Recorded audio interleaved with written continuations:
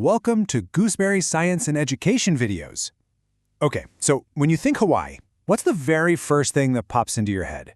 For most of us, right, it's that classic, postcard perfect scene. Yeah, it's gotta be this. You've got the epic waves, that golden sun, and of course, surfers just tearing it up on the water. This is the Hawaii we all see in movies and on postcards, isn't it? It's the ultimate dream destination, a total paradise. And look, it's an absolutely iconic image for a reason. But that's really just scratching the surface. There's a much deeper story here. If you look beyond the beautiful beaches, you find a history that was literally forged in fire, a culture that's just brimming with meaning, and a spirit that goes way beyond a simple vacation spot.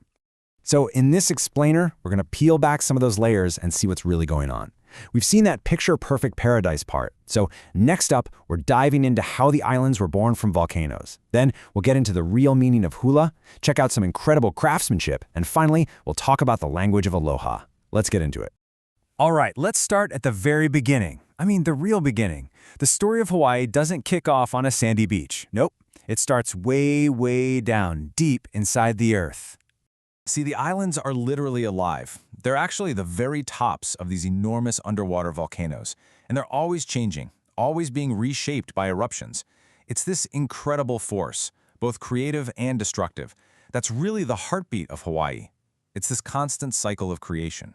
And then, over thousands and thousands of years, you've got wind and water. They come in and start sculpting these volcanic mountains into these just unbelievable landscapes. A perfect example is the I'au Needle. It's this massive spire, 1,200 feet high. It's basically the hard volcanic core that got left behind after all the softer rock around it was worn away by erosion. Just amazing.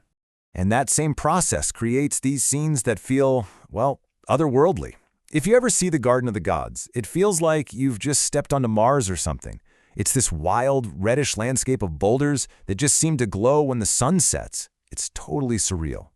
So out of this powerful, really dramatic land, an equally powerful culture grew. And one of its most beautiful expressions? It's a dance. But it's a dance that tells the whole story of the people and how they're connected to these islands. Now, hula is way more than what you might see in old movies, with the grass skirts. It's a really complex, serious art form. It's how stories, history, and myths were passed down through generations.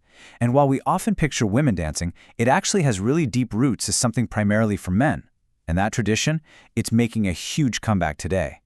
And every single part of hula is tied directly to the land. The instruments that make the sounds, they're made from things like gourds, coconut trees, even shark skin. The artistry is just on another level. Look at the dog-tooth leg ornaments. To make just one set could take the teeth from almost 3,000 dogs. Can you imagine? That shows you just how incredibly dedicated they were to the art. This deep commitment to artistry, and this idea of using gifts from the aina, that's the land, it's not just in dance. It's a huge part of Hawaiian culture, and you see it pretty much everywhere. And this is a fantastic example of that balance between art and respect for nature. This absolutely stunning cape is made from the feathers of thousands of birds. But here's the amazing part. The birds weren't killed for it. Nope. They were carefully captured, a few feathers were taken, and then they were set free again. It's this incredible idea of creating beauty without destroying the source. And you see that same philosophy in everyday things too. Take a simple gourd for carrying water. It wasn't just a container, it was a canvas. They would dye these beautiful, complex patterns onto them using stuff like leaves, bark, or even black mud. They turned something totally practical into a piece of art. Even the simplest tools meant something really important. These stone pounders here, they were used to mash up the root of the taro plant, and they were more than just a kitchen utensil. They represented that direct physical link between a person's hard work and the food that the land provided. So what exactly is that food they're making? It's called poi. It's what you get after pounding that taro root. And this thick paste wasn't just a food, it was the food. It was the absolute cornerstone of the ancient Hawaiian diet, truly the staff of life. But the taro plant is even more important than that. It's actually a living symbol for one of the most central values in all of Hawaiian culture, ohana, which means family. See, the way the plant grows, with the younger shoots staying right there, close to the main older part, that's seen as the perfect metaphor for a family. Sticking together, supporting each other. It's beautiful. This incredibly rich culture is still very much alive today, and it's always evolving. And you can actually hear it. You can hear it in the unique way people talk all across the islands.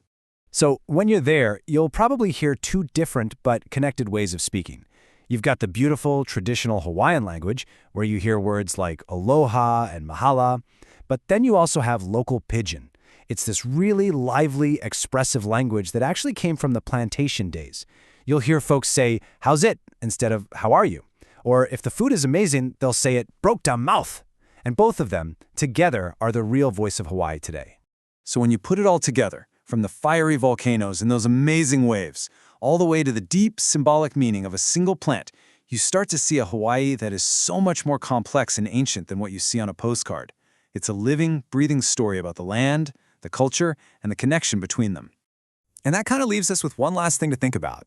Once you know the story, once you understand all the layers of history and meaning that are just under the surface of a beautiful place, well, it changes how you look at it, doesn't it?